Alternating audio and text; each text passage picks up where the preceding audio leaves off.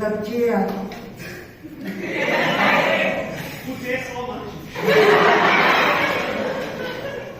mà nào lo start ko ta che ina mà se du na ka start ta che a chazo po ani ka be se ya ling khom pui ve la ya in a shar ka mu a chan che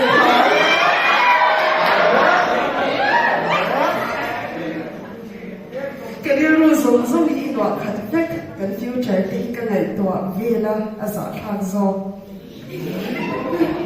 ít bữa nào mình chỉ đang ăn ống thì ăn cái thịt loạn quá và cái cầu ăn đây ít bia trái ít bụng loạn cho xem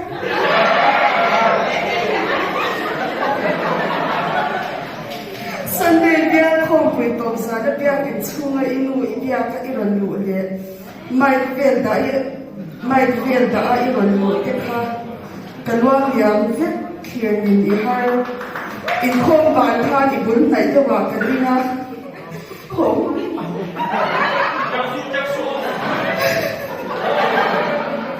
Nếu tình xuống mình xuống không mà in cái em ngồi chào đi lâu quay đầu mà xe thật rồi cái in mình nên mỗi tập bàn là nghĩa để lấy luôn lấy nói Lucifer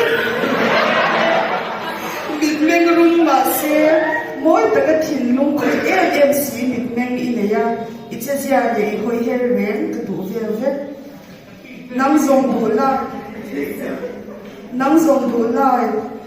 bù lại chả mang quỳ mình ngay đâu có một ông xia để bia lô sẽ đâu tất